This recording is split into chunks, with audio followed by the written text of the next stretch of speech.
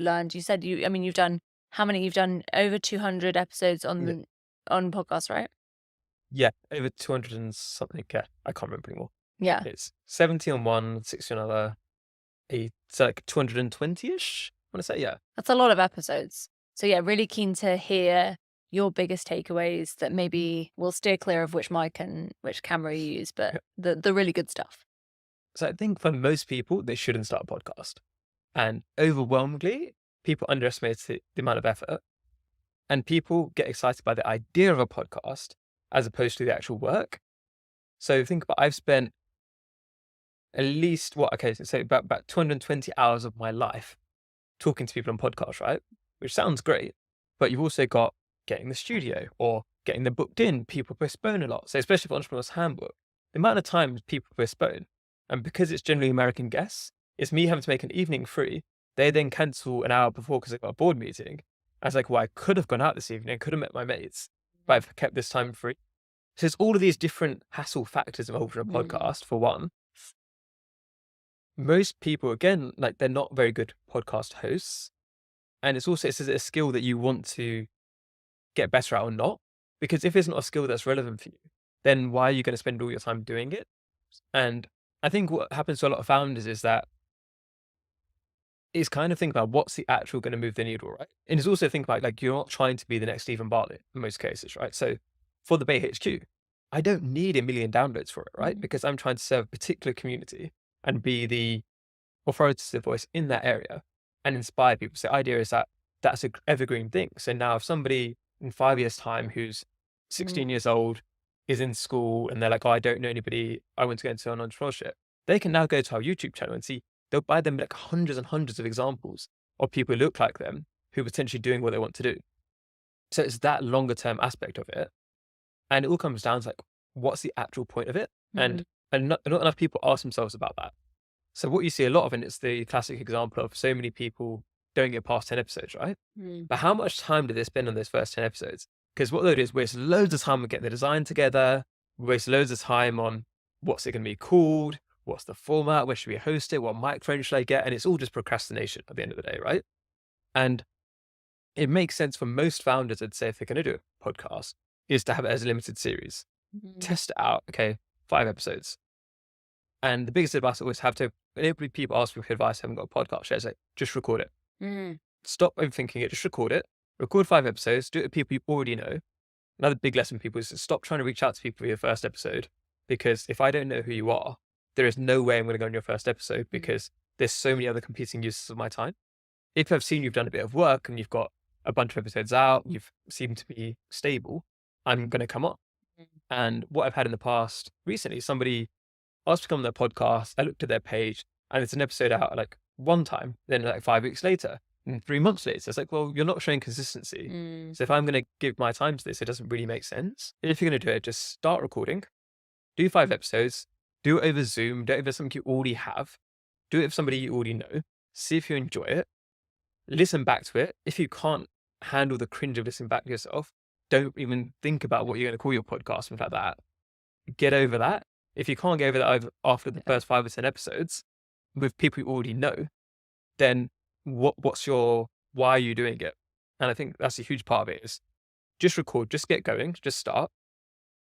If you find you're enjoying it and you want to do it more, Mm. then think about all the rest of it. So just get that first bit out of the way.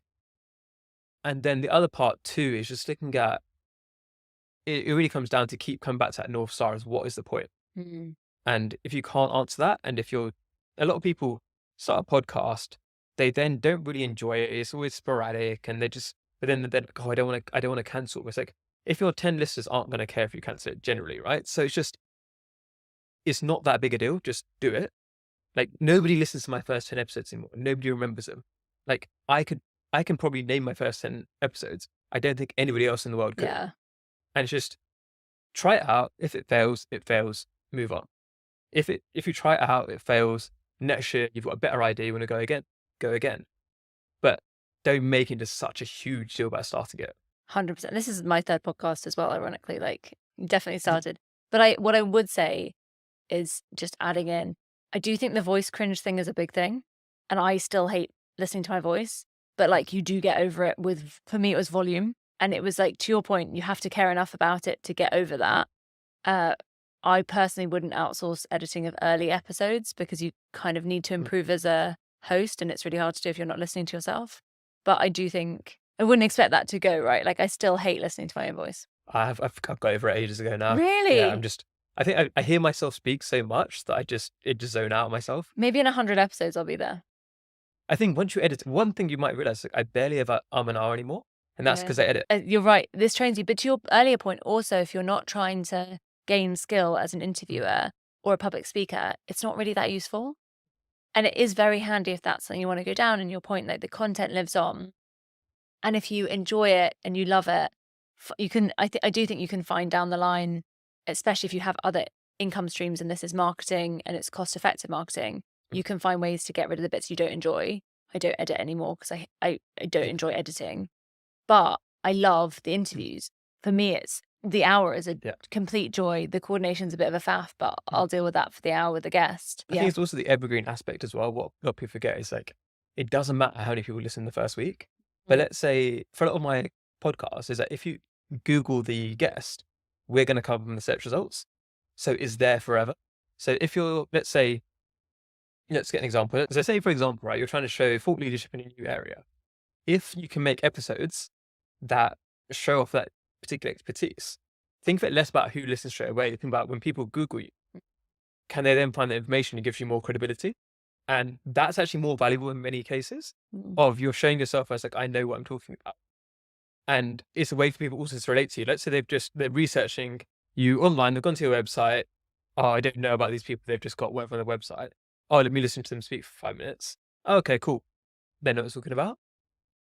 Another thing that I think a lot of people get wrong too is they always think about podcasts from the angle of having an interview kind of podcast. And I know we both have that. And it makes sense for what we're doing. They make sense for what we're doing.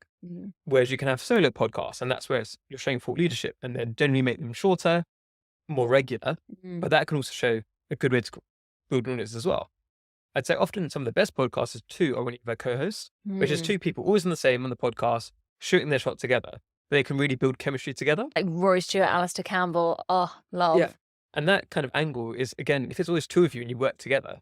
So let's say you're a founder and you have a co-founder, and every week you two talk about topics related to whatever your company's about, then you can really build an audience on that.